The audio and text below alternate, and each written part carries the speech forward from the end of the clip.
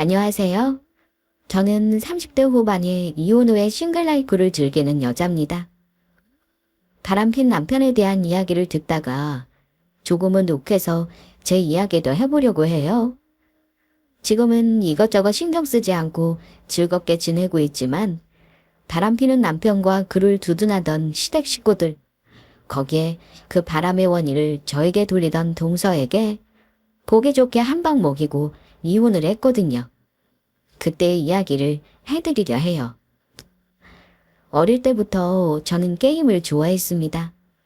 여자였지만 남자들 못지않게 게임을 잘하고 좋아해서 주말이면 밤을 새고 게임을 하고 리드 오프 레전드나 서든어택을 하면 언제나 뒤처지기보다는 리드하는 편일 정도였습니다. 저희 부모님은 두 분이 다 약사셨어요.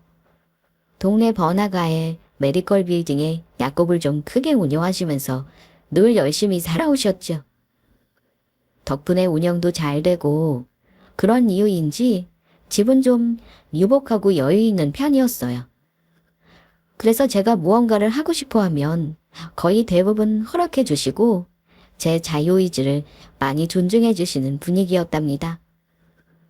위로 오빠가 있기는 했지만 아들만 위하는 그런 집이 아니라 아들과 딸을 공평하게 대하려 노력하셨고 오히려 오빠에게 저를 챙기고 보호하도록 가르치셔서 오빠와도 오해가 좋게 자랐답니다. 고등학교 때부터 저는 게임 관련 회사에서 일을 하고 싶었습니다. 캐릭터를 디자인하거나 스토리를 만드는 일을 하면 지치지 않고 즐겁게 일을 할 수 있을 것 같았죠. 그래서 그것을 목표로 정말 열심히 공부했습니다. 그리고 서울의 4년제 대학을 졸업하고는 국내 유명 게임 회사를 입사할 수 있었습니다. 남초 회사에서의 경쟁이었지만 저는 한치도 밀리지 않고 열심히 했고 지금의 팀장의 자리까지 있을 정도로 실력도 인정을 받아오고 있습니다. 30 무렵 제가 워커홀릭으로 일만 하고 있는 것을 안쓰럽게 본 회사 선배가 친구를 소개시켜준다고 해서 남편을 만났습니다. 그 사람은 당시 IT 회사를 다니고 있었습니다. 나름 열심히 일을 했던 까닭에 대리직급을 가지고 있었고요. 회사에서 인정받는 사원이었습니다. 이렇게 말을 하면 제가 좀 속물처럼 보일지 모르지만 첫인상이 나쁘지 않았어요. 180에 가깝게 훤칠한 키에 하얀 피부를 가진 얼핏 정성 같은 얼굴, 아주 마르지도 않고 그렇다고 살집이 많지도 않은 적당한 체구로 상당히 호감형인데다가 제가 이상형으로 생각하던 남자의 외모와 많이 흡사해서 처음부터 아주 인상이 좋았어요. 나중에 들은 이야기이지만 신랑도 제가 마음에 들었다고 해요. 하긴 저도 첫눈에 와 할 정도는 아니지만 그래도 오들 가든 예쁘다는 소리를 많이 듣는 편이었어서 제 외모에 나름 자신감을 가지고 있었거든요. 서로가 마음에 들었기 때문인지 남편과 저는 참 빠르게 가까워졌어요. 주중에는 며칠을 밤을 새서 일을 하고 피곤함이 가득했지만 주말에는 할 수 있는 한 시간을 내서 데이트를 했고 데이트를 하고 나면 그 사람은 꼭 저를 집까지 바래다 주었습니다. 당시 시댁과 저희 집은 차로 거의 2시간 거리였기 때문에 저를 데려다 주고 돌아가는 길이 결코 녹록지 않았을 것임에도 불구하고 1년이 넘는 기간을 만나면서 단 한 번도 귀찮아하지 않아 했습니다. 그렇게 제가 집에 들어가는 것까지 확인하고서야 집으로 돌아갈 정도로 꼼꼼하고 세심한 사람이었습니다. 그렇게 1년여의 시간을 만나면서 보니 참 포근하고 자상한 사람이었습니다. 언제나 제가 우선이고 저를 배려해주는 그 모습에 나이 차이가 많이 나는 것이 아니었지만 믿음직스러움과 아빠 같은 느낌을 받아서 이 사람과 평생을 함께하면 마음고생은 안 하겠다 싶었습니다. 남편도 자기 일 열심히 하고 경제관념 확실해서 야무지면서도 차분한 성격인 저를 보고 결혼을 생각하고 있었다고 해요. 남들처럼 화려하지는 않지만 레스토랑에서 깜짝 프로포즈도 받고 양가 어른들께 인사를 드리러 갔습니다. 저희 집은 언제나 그렇듯이 저의 선택을 지지해 주셨고 어른들 신경 쓸 것도 없이 둘이만 행복하게 잘 살아달라는 당부를 하셨습니다.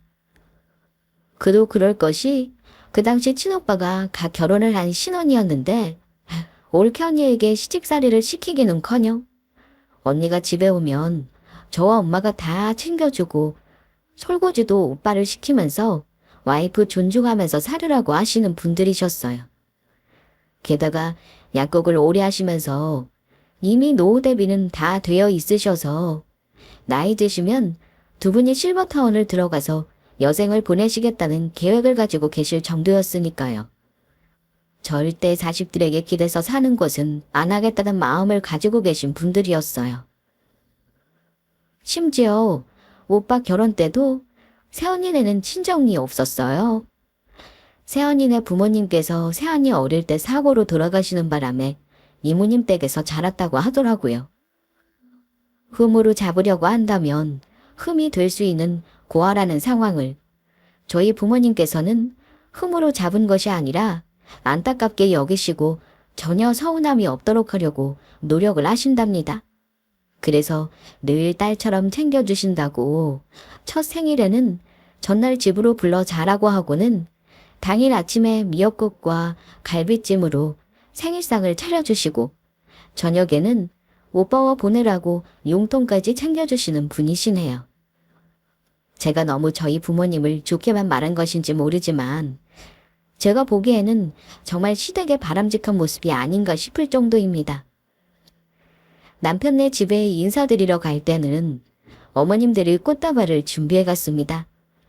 친구들에게 들었을 때 꽃다발을 해가면 시어머니들이 평소에 꽃다발 받는 것이 많지 않아서 대부분이 되게 좋아한다고 해서 준비를 했었습니다. 그런데 어머님의 반응은 예상했던 것과는 너무 달랐습니다. 좋아하는 것이 아니라 오히려 이게 뭐냐 하는 반응이었어요. 안녕하세요. 처음 뵙겠습니다. 인사드리려고 꽃다발을 준비했어요. 웬 꽃이니? 아우, 요즘 꽃값도 비싸다는데 너는 어째 돈을 아프게 쓰는 거니? 아니에요. 꽃이 그렇게 비싸지는 않아요. 그리고 비싸다고 하더라도 어머님 처음 뵈면서 빈손으로 올 수 없어서 그냥 꽃을 준비해봤어요. 아니 먹지도 못하는 꽃을 뭐 한 다발이나 사? 그냥 어디서 과일이나 빵을 사가지고 오지. 저는 그래도 어머님 기분 좋으시라고. 어머니, 아니 그래도 시내고 어머님 생각해서 준비한 선물인데 그냥 기분 좋게 받아주시면 안 돼요. 가져온 사람 민망하게 뭘 그러세요. 아니, 나는 좀 아껴 쓰면서 절약하고 살았으면 해서 그렇지. 시내고 얼마나 꼼꼼하고 절약 정신이 투철한데요. 엄마가 그렇게 말하지 않아도 알아서 다 해요. 아니, 누가 뭐래니? 난 다 니들 위해서 하는 소리다. 아무튼 고맙다. 남편이 알아서 먼저 커트해주기는 했지만 처음 들은 소리가 핀장 같은 소리다 보니 썩 기분이 좋지는 않았습니다. 제 딴에는 어머님 기분 좋으시라고 준비한 것인데 순간적으로 씀씀이가 해픈 사람이 되어버린 것이 좋을 리가 없었죠. 그렇게 현관에서의 어색함이 있었지만 그래도 제대로 인사드리고 같이 저녁을 먹으려고 집으로 들어갔습니다. 잠시 앉아서 인사를 드리고 저녁을 먹자고 하시는데 저는 정말 문화적 충격을 받았습니다. 어머님께서 준비해 주신 음식으로 집에서 식사할 것이라고 생각했던 저의 예상과는 다르게 그렇게 인사를 드리고는 온 가족이 외식을 한다면서 나가는 것이었습니다. 아니 이렇게 만나서 나갈 거라면 아예 약속을 바깥에 식당으로 잡아서 만나면 될 텐데 굳이 집으로 가서 모여서 또 바깥으로 나와서 식사를 하고 다시 집으로 돌아가서 커피를 마시고 하는 것이 제가 보기에는 비효율적으로 보였습니다. 시댁의 분위기는 우리 집과는 또 다른 분위기여서 적응하기가 힘들었습니다. 우리 집은 엄마와 아버지가 동등하게 의견을 내세우시고 서로 조율하는 분위기였다면 시댁은 어머님께서 주장이 강한 편이시더라고요. 저를 처음 만나던 날도 그랬습니다. 아버님께서 뭐라 의견을 내세우시면 어머님은 항상 아버님의 말씀을 무시하시고 본인 의견을 앞세워서 하려고 드셨습니다. 오늘은 한우 모둠구이를 먹어볼까? 한우 모둠구이는 무슨 한우 모둠구이예요? 그냥 돼지갈비 먹어요. 그래도 우리 예비 며느리 처음 보는 날인데 그 정도는 먹어야지. 그러니까요. 우리 집 식구가 될 사람인데 뭘 그렇게 해요. 우리 잘 먹는 돼지갈비 먹으면 되지? 너도 돼지갈비 괜찮지? 네? 네, 저는 아무거나 괜찮아요. 거 봐요. 그냥 돼지갈비 먹어. 시댁으로 첫인사를 갔던 저는 집밥도 아니고 식당에 돼지갈비를 먹었습니다. 고기의 종류가 중요한 것이 아니었습니다. 저를 대하시는 태도가 저로서는 참 서운했습니다. 저희 엄마는 남편이 처음 온다고 약국이 바쁨에도 불구하고 상다리가 휘어지게 음식을 준비하셨는데 시어머님은 집에서 살림만 하시는 분임에도 불구하고 식사도 나가서 먹는 와중에 메뉴도 가격이 낮은 것을 주문하시다 보니 저로서는 살짝 빈정이 상하는 것입니다. 그뿐 아니라 어머님은 자꾸 아버님의 의견을 묵살을 하고 다른 가족들의 행동이나 생각을 통제하려고 하시고 무조건 당신의 생각만이 옳다고 주장을 하시는 것입니다. 가부장적으로 아버님이 너무 권위적인 것도 바람직하다고 생각하지 않지만 아버님의 의견은 무시하다시피 하시는 어머님의 태도도 결코 좋아 보이지는 않았습니다. 사업을 하시는 아버님은 이렇게 공적으로 사업을 어떻게 하셨던 건지 의문이 들 정도였습니다. 아버님 회사의 일도 어머니께서 일일이 다 간섭하시면서 했던 건 아닌가 싶었어요. 그렇게 조금은 눈치가 보이는 상황에서 식사를 마치고 같이 커피를 마시자고 집으로 돌아왔습니다. 돌아오는 길에 처음 어머님이 말씀하신 빵이라더라는 말이 마음에 걸려서 유명 프랜차이즈 카페 홀케이크를 사가지고 갔어요.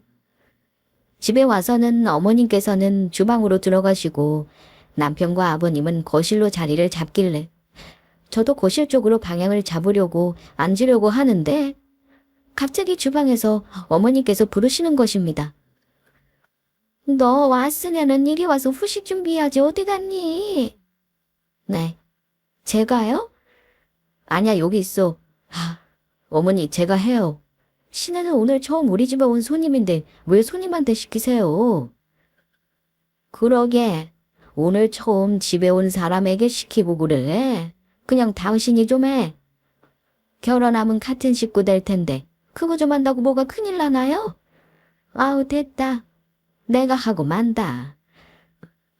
그런데 이건 무슨 케이크니? 되게 비싸게 생겼다.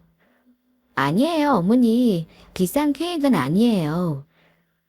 그래 여자가 그렇게 돈 무서운 줄 모르고 펑펑 쏘고 다니면 안 되는 거란다. 물론 둘이 맞벌이를 하겠지만 그렇게 번 돈 차곡차곡 모아서 집도 사고 그래야지. 우리는 너네 결혼하는데 집까지 해줄 정도는 형편이 안 되니 너희가 모아서 해야 해. 이게 결혼한 친구들이나 선배들이 이야기하던 시어머니 시집살이인가 싶은 게 조금은 고민을 하게 했지만 감싸주시는 시아버님과 앞서서 막아주는 남편이 있어서 조금 든든하다는 생각을 한 것이 저의 착각이었던가 싶어요. 그렇게 인사를 드리고 상견례를 하였습니다. 상견례도 결코 순조롭지만은 않았어요. 저희 집은 부모님과 오빠가 나왔고 시댁에서는 시부모님과 남동생이 나왔어요. 온 가족이 다 모였다고 할 수 있는 거였죠. 그래도 양가 어른이 처음 인사를 나누는 자리이고 해서 저희 딴에는 격식을 좀 갖춘다고 호텔에서 식사를 예약하고 양가 어른들을 모셨습니다. 저희 가족은 약속 시간보다 10분 정도 일찍 떠서 기다리고 있었습니다. 서울 시내가 길이 많이 막히니 일찍 가서 기다리는 게 늦어서 예비 사돈 댁을 기다리시게 하는 것보다는 낫다는 부모님의 의견이었습니다. 그런데 약속 시간이 5분이 지나도록 시댁에서는 아무도 나타나지 않고 있었습니다. 저는 답답해하며 예비 신랑에게 전화를 했습니다. 전화를 받은 남편은 출발이 조금 늦었다고 서둘러 가겠다고만 답을 했습니다. 결국 20분을 훨씬 넘겨서야 시댁 식구들이 상견례 장소에 도착을 했습니다. 들어오면서도 시어머니는 탐탁지 않아 보였습니다. 나중에 들은 이야기지만 상견례를 호텔에서 하는 것이 1차로 못마땅하셨고 2차로는 저희 부모님에게 얕잡혀 보이지 않으려고 메이크업과 헤어를 받고 오시느라고 늦어진 것이라고 했습니다. 아니, 예비 사돈을 처음 보는 날 그냥 깔끔하고 점잖게 하고 나오면 되는 것을 어머님이 돋보이고 싶어서 메이크업에 헤어까지 하셨다는 말에 어이가 없었습니다. 저에게는 아껴 쓰고 혜택에 쓰지 말라고 하셨는데 정작 어머님은 쓸데없는 것에 돈을 쓰고 계셨던 겁니다. 무슨 상견례를 호텔에서 하고 그러니? 그냥 조용한 한식집에서 해도 될 것을? 그래도 양가 어른들 처음 만나시는 날인데 조금 격식을 갖췄으면 해서 잡았어요. 호텔에서 상견례면 격식을 차린 거고 한식당에서 하면 격식이 없다니. 사돈 어른들도 계시는데 그만 좀 해요. 아니, 애들이 돈 무서운 줄 모르고 너무 허세 떨고 있는 것 같아서 그래요. 이런 거는 결혼하기 전에 잡아둬야지. 결혼하고 나면 그래도 되는가 보다 해서 씀씀이가 헤퍼져요. 씀씀이가 헤퍼진다. 결혼하기 전에 잡아둔다. 이건 저를 두고 하시는 말씀이라는 것을 느낄 수 있었습니다. 신혼집과 호수에 대한 부분에서도 어머님은 본인의 뜻대로 할 것을 주장하셨습니다. 저희는 애들 집 해줄 형태는 안 돼요. 요즘은 반반 결혼인가 그것도 많이들 한다 하니 애들도 반반 결혼을 하는 것으로 하지요. 집은 애들이 모아둔 돈 안에서 민호 명의로 전세든 하게 하고. 안 써도 내 말씀은 잘 알겠습니다. 하지만 애들이 시작부터 세서 시작을 하면 많이 힘들 거예요. 저희는 그래도 어느 정도 보탬이 되어줄 수 있으니 그걸 애들 돈으로 회사 가까운 수도권 아파트를 하나 사고 부족한 것은 저희가 대도록 하겠습니다. 그러지 마세요. 그렇게 되면 며느리가 집에 해왔네 하고 큰소리치고 남편 대하기를 얕잡아 본다고 하더라고요. 그냥 둘이 모아서 결혼하도록 하는 것이 좋을 듯 합니다. 요난스러운 상견례를 겨우 마치고 저는 5월에 신부가 되었습니다. 집은 어머님의 고집 때문에 남편이랑 반반을 했으나 명의는 공동명의로 했고요. 하지만 그렇게 하는 것이 안타까웠던 친정 부모님께서는 저에게 비자금처럼 시댁이나 남편 모르게 돈을 챙겨주셨습니다. 결혼해서 순탄하게 지낼 수 있으려나 걱정을 했으나 그래도 큰 문제 없이 잘 지내고 있었습니다. 시동생이 결혼을 하기 전까지는요. 시동생은 학생 시절에 공부를 열심히 하지 않았다고 하더니 직장을 잡지 못하고 한동안을 방황을 했었다고 해요. 그 모습을 한 2년 지켜보시던 아버님께서는 더는 작은 아들의 방황을 보실 수 없다며 아버님 회사에 와서 일을 배우라고 하셨다고 합니다. 그렇게 해서 아버님 회사에서 일을 하고 있었는데 거래처를 오가다가 총무부의 아가씨와 눈이 맞아서 속도 위반으로 급하게 결혼을 하게 되었습니다. 제가 결혼하고 그 다음 해에 급하게 결혼했으니 저희와는 다르게 이미 조카를 임신한 상태였던 것이죠. 동서는 분가해서 살 생각을 안 하고 결혼도 하기 전에 시댁에 들어가서 생활을 하기 시작했습니다.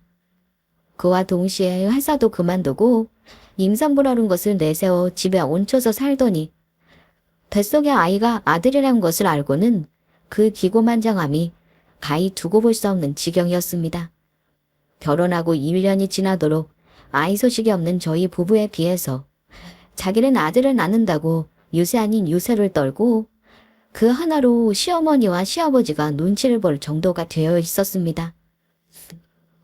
그 당시 저는 직장 생활을 계속하며 연봉도 거의 1억에 가까울 정도로 높게 받고 있었고, 동서는 경례직이나 다름없는 일을 하면서 닭봉으로 일을 하고 있었는데, 철없고 세상 물정 모르는 시동생을 꼬셔서 덜컥 이인심부터 하고는 시댁으로 들어앉아 버린 것이죠.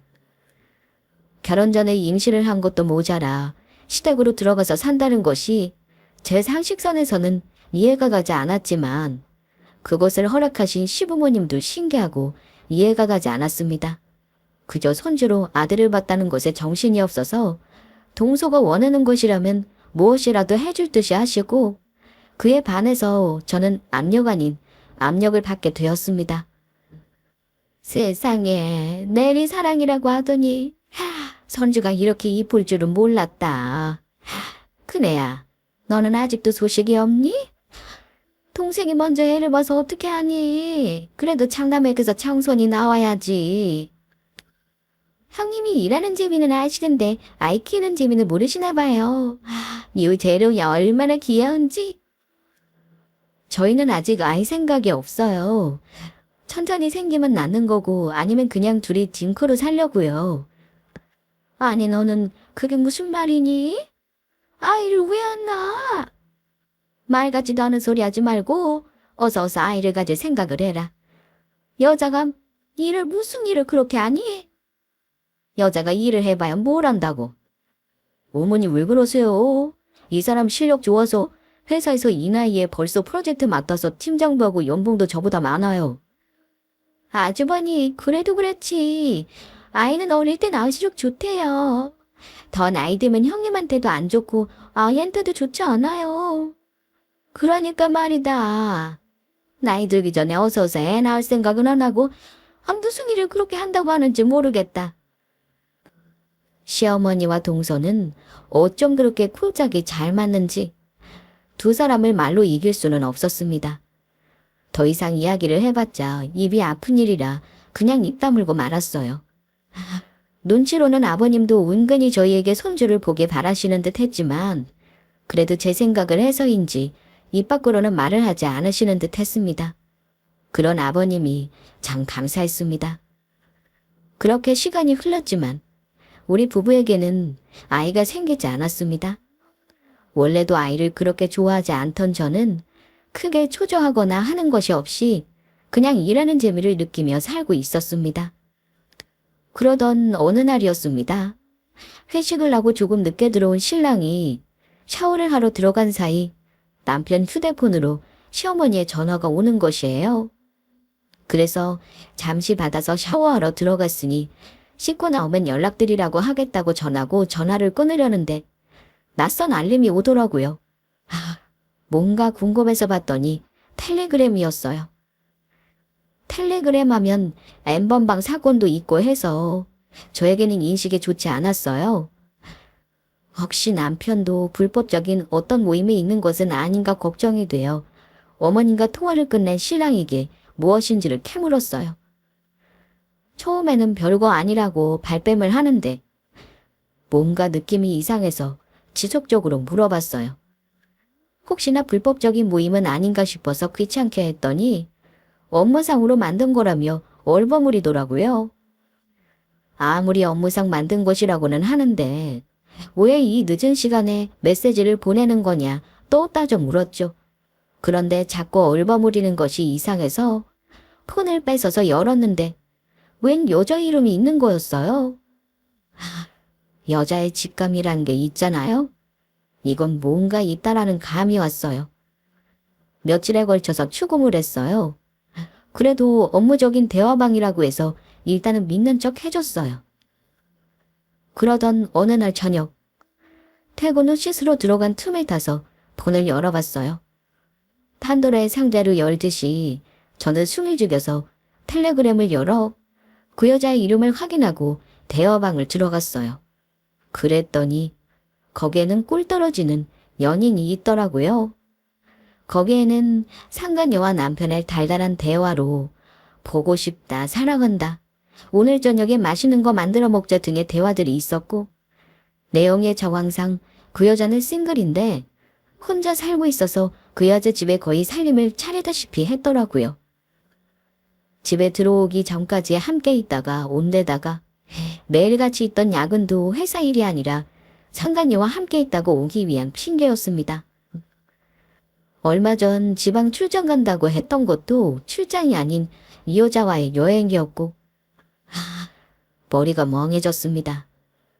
그렇게 다정하고 성실한 사람이 나를 속이고 다른 여자와 바람이 났다는 것이 믿을 수가 없었습니다. 샤워하고 나오는 남편을 향해 휴대폰을 던지고는 집을 나왔습니다. 머리를 잡고 흔들고 소리 지르고 악다구니를 하고 싶은 마음이 없는 것은 아니었지만 그렇게 한다고 해결이 될 것 같지도 않고 일단은 그 인간의 얼굴을 마주할 자신이 없었습니다. 남편에게서 계속 전화가 왔지만 무시했습니다. 그 순간은 정말 한마디도 말을 섞고 싶지 않았어요. 하염없이 울면서 운전을 해서 갔습니다. 정말 무슨 정신으로 운전을 했는지 모르겠어요.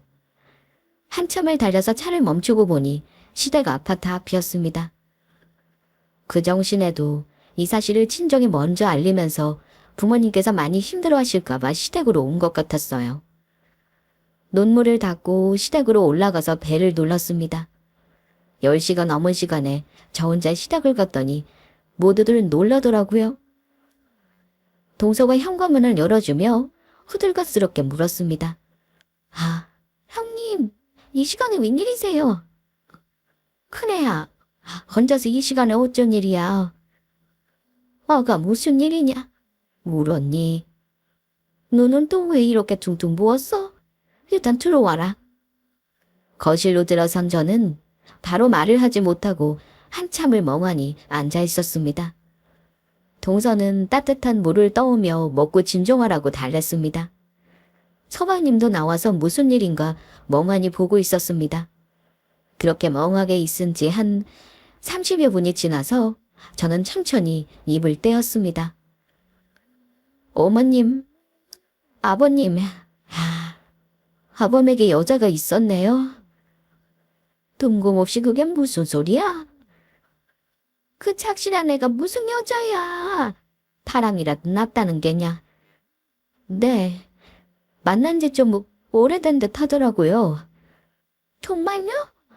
그냥 심증인 거 아니고요? 그래, 괜히 증거도 없이 멀쩡한 애 잡지 말고 제대로 알아봐. 한 달이 넘도록 확인하고 알아보고 했어요.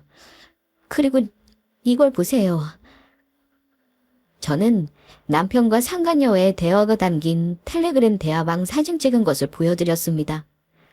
간간히 삭제를 한 탓인지 대화 내용이 다 있지는 않았지만 둘 사이가 보통이 아니고 상간녀 집에서 거의 살림을 차리다시피 한 내용을 볼 수 있었습니다. 휴대폰의 사진을 확인한 시부모님과 시동생 그리고 동서는 정말 놀랍다는 표정으로 멍해졌습니다. 그런데 동서가 갑자기 옆에서 불난데 부채질을 시작하는 것입니다. 어쩜 옛말 틀린 거 없다던데. 얌전한 고양이 부뚜막에 먼저 올라간다고 그렇게 착실하고 성실하신 아주머니께서 바람을 피고 계셨다는 거예요? 좀 된 것 같아. 어머, 혹시 애는 없어요? 애는 없는 것 같은데 지금 그게 문제가 아니잖아. 많이 놀랐겠구나. 그래서 너는 이걸 어떻게 했으면 좋겠니? 저는 이 일을 용서할 수가 없어요. 그럼 뭐 이혼이라도 하겠다는 게냐? 이혼을 하던 어떻게 하던 응당의 대가를 치르도록 해야죠. 남자가 사회생활을 하다 보면 잠시 하늘을 팔 때도 있고 그런 거지. 한 번인데 그러니? 어머님, 시작이 어려운 거예요. 이렇게 한번 시작했으니 또 그러지 말라는 법은 없죠. 사회생활은 그이만 하나요? 저도 사회생활 하고 있어요. 그런데 제가 딴 남자에게 한눈을 팔아도 어머님 같은 말씀하시면서 그이에게 용서해주려고 하시겠어요. 무슨 말을 그렇게 하니? 남자랑 여자랑 같니? 뭐가 달라요? 그 사람이나 저나 회사 다니고 있는 곳은 동일한데. 아, 이게 다 집안에 애가 없어서 그래요. 그건 또 무슨 소리야. 애가 있고 없는 거하고 바람을 피는 거하고 무슨 상관이 있어. 그렇잖아요. 아주버님 안 그래도 아이들 좋아하시는데 늦도록 일하고 집에 오면 나 닮은 아이가 달려와 안기고 재롱 부리고 하는 재미로 하루하루 살아간다는데 형님네는 애가 없으니까 그게 안 되잖아요. 그리고 형님이 일하신다고 밤에 늦게 오시는 날도 많고 그러니 일찍 집에 가도 혼자 식사하셔야 하고 집이 편안한 곳이 아니라 회사에서 집으로 출근하는 기분일 테니 집에 들어가고 싶은 마음도 안 생기겠죠. 이래서 남자는 다 여자하기 나름이라니까요. 그럼 동서는 이 모든 것이 내 잘못이라는 거야. 저희 부부 보세요. 애가 있다 보니 회사 끝나고 애 아빠가 하는 팔새도 없이 집으로 오고 집에 오면 어머님과 제가 살림 다 해서 식사하고 쉴 수 있게 준비를 다 해놓고 그러니 뭐가 아쉬워서 밖에서 여자를 찾겠어요? 그거야 서방님은 아버님 퇴근하시는 차에 같이 들어오니까 딴 데를 셀 수가 없는 거고 사람 일은 모르는 건데 말을 그렇게 해? 내가 부족하게 한 건 또 뭔데? 우린 둘 다 회사를 다니니까 가사 분담도 반반하고 있다고. 아니 그래도 여자라고 음식하는 것을 거의 내가 다 하고 있었고 이 사람도 불만 없이 지금까지 잘 살아가고 있었는데 그게 다 거짓이고 연기였다는 거잖아. 차근의 말도 틀린 것은 아니다. 남자가 밖에서 일하고 집에 오면 편안하게 쉴 수 있는 곳이 되어야 하는데 너네는 어디 그게 되니? 지금 네 말로는 네가 음식을 더 많이 한다고 하지만 솔직히 주말은 여기 와서 먹고 평일은 외식하거나 배달 음식으로 먹고 아니면 각자 밖에서 먹고 들어오고 하니 실제로 네가 집에서 음식을 하는 게 얼마나 되니? 그럼 어머님도 제게 잘못이 있다고 하시는 거예요. 뭐 꼭 그렇다는 것은 아니지만 그것도 무시할 수 없다는 것이지. 어이가 없었습니다. 기가 막히고 코가 막히고 여정여라는 말이 왜 나왔는지 이해가 되더라고요. 아버님과 시동생은 그래도 조금은 민망해하고 미안한 기색이 있는데 시어머니와 동서는 이 사태의 원인을 저에게 돌리는 것이었습니다. 우선 저는 알려드렸고요. 저는 일단 친정에 좀 가 있도록 하겠습니다. 그리고 저희 부모님과 상의해서 결정을 하겠습니다. 아가, 네가 마음이 상한 것은 알지만 부부가 헤어진다는 것이 그렇게 쉬운 일이 아니란다. 그네가 너에게 큰 죄를 지은 것은 맞지만 그래도 기회를 줘보는 건 어떻겠니? 쉽지는 않겠지만 아버님을 봐서 생각을 해볼게요. 그 일로 친정으로 가려다가 한밤중에 집으로 가면 놀라실 친정 부모님을 생각하니 바로 집으로 갈 수 없었습니다. 저는 호텔에 들어가서 잠을 자고 다음날 친정으로 가려고 했습니다. 아무도 없이 혼자 덩그러니 있다 보니 참 서글퍼졌습니다. 남편이 바람을 핀 것도 화가 나는데 그 원인이 저라고 하시는 시부모님과 동서의 언행은 저를 더욱 분노하게 하였습니다. 치밀어 오르는 화를 참지 못하고 밤사이 울다 보니 어느새 아침이 되었습니다. 회사에는 며칠 연차를 내놓고 친정으로 갔습니다. 출근해서 일을 할 시간에 집에 온 딸을 보고 부모님은 몹시 놀라셨습니다. 부모님을 뵙는 순간 또다시 눈물이 흘렀습니다. 이런 상황을 부모님께 말씀드리기가 너무 죄송스럽고 나를 이런 상황으로 만든 남편이 무척이나 원망스러웠습니다. 아니나 다를까 저희 부모님은 말도 안 되는 일이라고 몹시 화를 내셨습니다. 그리고 이혼을 준비할 수 있도록 물심양면으로 신경을 써주셨습니다. 필요하다면 흥신소를 통해서라도 추가적인 증거를 잡도록 해주신다고도 하였습니다. 또한 상간녀 소송을 위한 준비까지도 같이 처리할 수 있도록 준비해 주셨습니다. 저는 그 상간녀가 도대체 어떤 사람인지가 궁금해졌습니다. 흥신소를 통해서 알게 된 사실은 그 여자는 남편 회사 앞에 작은 카페에서 아르바이트를 하고 있었답니다. 저보다도 나이도 어린데 매일 아침과 점심으로 커피를 사 마시면서 보고는 여자가 먼저 대시를 한 것이라고 하더라고요. 상간녀의 부모님은 지방에 계시고 서울에는 상간녀 혼자 살고 있었다고 해요. 그런데 몇 년 전 직장을 퇴사하고는 직장을 구하지 못해서 그렇게 카페에서 아르바이트를 하고 있었다고 하더라고요. 조금 더 알아보니 상간녀가 유부남과 바람을 핀 것이 남편이 처음이 아니었습니다. 회사를 퇴사한 것도 그 회사에서 유부남과 바람을 피다가 그 사실이 알려지고 회사 내에서의 분위기가 퇴사를 조장하여 견디지 못하고 그만둔 것이라고 하더라고요. 그렇다 보니 재취업도 쉽지 않았던 모양이에요. 그런 연예계 흔들려서 같이 놀아난 남편을 용서할 수가 없고 상간녀도 결국 용서할 수가 없었습니다. 상간녀가 일하는 카페를 알아냈습니다. 주문을 하러 상간녀 앞으로 가는데 상간녀는 제가 남편의 부인일 거라고는 상상도 못하고 있더라고요. 내 속은 이렇게 시끄럽고 어지러운데 상간녀가 편하게 일을 하고 있는 것이 너무 미워서 저는 사장님을 찾았습니다. 사장님은 마침 저와 비슷한 또래의 여자였습니다. 사장님 되세요? 네, 그런데요. 무슨 일이시죠? 저는 건너편 회사에 다니는 남편을 두고 있는데요. 여기 여직원에 대해서 드릴 말씀이 있어서요. 저의 말을 들은 카페 사장은 무언가 짐작을 한 듯한 표정으로 저와 이야기를 하러 왔습니다. 네, 뭐가 문제가 있을까요? 혹시 사장님도 아시나요? 무엇을 말씀인가요?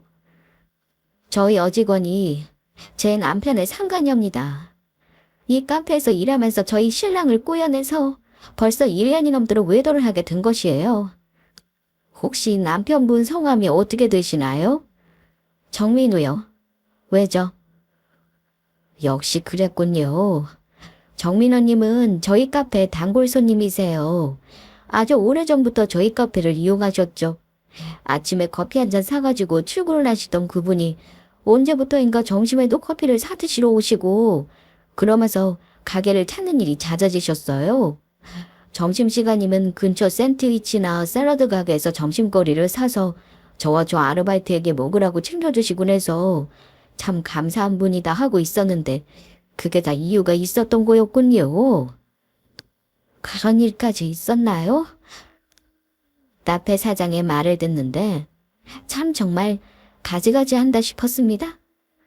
점심을 챙겨다 주는 것은 저랑 연애할 때도 안 했던 것인데 얼마나 빠지면 그럴 수 있는 것인지 납득이 가지 않았습니다. 그렇다고 상간녀가 눈에 띄게 확 예쁘거나 그렇지도 않았습니다. 키도 작고 얼굴도 그냥 평범하게 생겼습니다. 제가 저런 여자에게 밀린 것인가 싶어서 더욱 짜증이 나고 화가 났습니다. 카페 사장과 이야기를 마치고는 가게를 나오려는데 너무 분해서 그냥 나올 수가 없었습니다. 그래서 가게 안으로 다시 들어가 마침 테이블을 정리하러 홀로 나오는 상간녀 앞에 우뚝 섰습니다. 흠칫 놀란 상간녀는 눈이 동그래서 무슨 일이냐는 듯이 저를 쳐다봤습니다. 저는 그대로 상간녀의 뺨을 때렸습니다. 날벼락처럼 뺨이 맞은 상간녀는 동그랗게 떴던 눈을 더 동그랗게 뜨고 저를 쳐다봤습니다. 너 정민우 알지? 정민우요? 그래, 네가 꼬셔서 바람피고 있는 정민우. 내가 그 사람 와이프인데 너네들이 바람핀 증거와 정황을 다 가지고 있거든. 넌 전적도 있더구나. 어떻게 살면 그렇게 유부남을 꼬셔서 살아? 정상적인 연애를 해본 적은 있니? 난 너네 용서 못해. 너는 상간녀 소송할 거니까 소장 받을 준비하고 남의 남편 꼬셔서 바람을 필 정도면 위자료 정도는 든든하게 준비를 하고 있겠지? 그 사람하고는 이혼을 할 거야. 하지만 그 사람이 유책 배우자이기 때문에 위자료를 준비해야겠지. 우리 집 재산은 그 기여도가 내가 더 높기 때문에 그 사람에게 갈 돈이 많지 않아. 돈 좀 있는 집사람인 줄 알았겠지만 알고 보면 개탈이라는 거지. 어디 그러고도 너네들이 잘 사는지 두고 보겠어. 나는 이제 그 사람 분리수거 할 거니까 네가 가지고 가서 살단지 말단지 그건 둘이 알아서 하고. 어떻게 하니? 이 난리를 쳤으니 여기서도 더 이상은 일을 못하겠네. 그러면 또 어디서 일을 하려나. 아무튼 잘 살아봐. 저는 상간녀가 뭐라고 대꾸할 틈도 없이 제가 하고 싶은 말을 쉼없이 쏘아붙이고 가게를 나왔습니다. 다행히도 남편은 크게 말썽을 부리지는 않고 순순히 자기가 잘못한 것을 인정했습니다. 덕분에 이혼을 하는데도 재판을 하지 않고 협의 이혼을 할 수 있었습니다. 남편과 이혼을 하고 남편은 사실상 자기 옷과 짐 몇 가지만 챙겨서 시댁으로 갔습니다. 집과 다른 세간살이들은 그냥 집에 다 두고 갔습니다. 빈집에 혼자 있는데 너무 허탈했습니다. 그리고 집 구석구석에서 보이는 그 사람의 흔적이 저를 계속 화가 나게 했습니다. 이혼을 하고 저는 심리적으로 좋지 않은 상황이 돼서 정신과 치료를 받기에 이르렀습니다. 창피한 일이기는 했지만 이런 이유로 제가 이혼을 하게 되는 것을 사장님이 아시고는 한 달간의 무급 휴가를 주셔서 편하게 쉴 수 있었습니다. 그리고 그 사람의 흔적이 남아있는 집을 팔고 회사와 더 가까운 곳에 신축 아파트를 매매해서 들어갔습니다. 새 집에서 새로운 생활살이를 가지고 생활을 시작하니 무언가 새 출발하는 것 같았습니다. 그래서 마음가짐도 단단히 하고 이제는 그런 일이 없이 살자고 다짐을 했습니다. 나중에 들은 이야기지만 전 시댁에서는 이러한 모든 과정을 보시면서 아버님께서 혈압이 올라 뇌출혈이 와서 위험했었지만 다행히도 시간이 늦지 않아 거동이 조금 불편하신 상태로 생명에는 지장이 없게 되셨다고 합니다. 그런 일까지 생기다 보니 전 남편에 대한 시댁의 기대감이나 신뢰가 바닥이 되어 시댁을 나와 그 상간녀 집에서 동거를 했는데 같이 지낸 지 6개월도 안 돼서 같이 살 수 없을 정도로 맞지가 않아서 결국 둘 사이도 헤어졌다고 하더라고요. 남의 눈에 눈물 나게 하면서 그렇게 죽고 못 살 것 같은 사람들이 현실과 마주하더니 오래가지도 못하고 헤어지고 말 그들의 가볍고 하찮은 사랑에 저는 썩소를 날려주었습니다. 복직을 한 저는 더욱이 일에 매진해서 회사에서 능력을 인정받아 최연소 여자 차장이 되었습니다. 덕분에 연봉은 더 올랐고 회사 실적은 나날이 올라가 일 자체에 몰입해서 즐기면서 일을 하게 되었습니다. 누군가의 소개로 결혼을 했다는 것 때문인지 이혼한 후에도 종종 전 남편과 시댁의 이야기가 들려왔는데요. 제가 이혼하고 약 6개월이 지나서 시동생도 바람이 났다는 이야기가 전해졌습니다. 집에서 여자가 잘해야 남자가 바람이 나지 않는다는 되도 않는 이야기를 하던 시어머니와 동서는 그럴 리 없다고 부족을 했지만 딱 아이 도를 앞두고 이게 사실로 밝혀져 집안이 난리가 났었습니다. 못된 심보인지 모르지만 그렇게 얄밉게 말하던 동서는 어떻게 있으려나 호기심이 생겼습니다. 그래서 큰맘 먹고 전화를 해봤어요. 동서, 그동안 잘 지냈어? 형님? 어쩐 일이세요? 동서한테 요즘 안 좋은 일이 생겼다는 말을 들어서 괜찮아. 괜찮을 리가 있겠어요. 형님은 괜찮으셨어요? 그러게 내가 먼저 겪어봐서 그 마음을 잘 알잖아. 어디서 지내? 시골에 내려와 있어요. 아가는 어떻게 하고? 아이는 제가 데려오고 싶었는데 시부모님께서 독자라서 안 된다고 고집을 부리셔서 데리고 올 수가 없었어요. 그렇다 보니 이혼하는 것도 쉽지가 않네요. 아, 그랬구나. 집에 아이가 있고 집에서 여자가 잘하면 남자가 바람날 일 없다고 하더니 동서가 잘 못한 건가? 아이도 소용이 없었어? 형이 먼저 못된 짓을 하니까 동생이 배운 거겠죠. 그게 어떻게 또 그렇게 돼?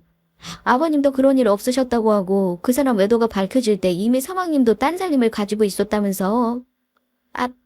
아니 그런 이야기는 어디서? 네, 요즘 비밀이라고 할 수 있는 게 어디 있어?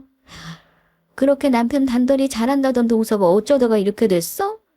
형님, 지금 저 약 올리시는 거예요. 무슨 말을 그렇게 섭섭하게 해? 내가 먼저 겪어봐서 그 마음이 얼마나 시끄럽고 화가 날지 알아서 위로하려고 연락한 건데. 이게 위로인가요? 피한약 아니고요. 어머, 그렇게 들렸다면 미안해. 나는 워낙 당당해 보이던 동서가 이런 일을 당했다는 게 믿기지가 않아서. 그래서 내줘도 아이도 안 통한 것인지가 궁금해서 그랬지. 몰라요. 저도 모르겠으니까 이런 일 다시 연락하지 마세요. 전 남편 외도의 원인을 저에게 찾았던 동서가 시동생의 외도로 똑같은 상황을 겪고 있다는 것에 전화를 했지만 생각보다 더 속끓이고 있다는 게 눈에 보여서 한편으로는 쌤통이다 싶은 점이 있었습니다. 저의 평탄치 않았던 결혼 생활과 그 이후의 상황들이 재미있지 않으세요? 그 당시에는 저도 짜증나고 힘들었지만 모든 것이 정리된 지금 뒤돌아보면 너무 통쾌하고 시원하게 결말이 난 것 같아 정말 좋네요. 지금 저는 이혼 후 싱글의 삶을 즐기고 있어요.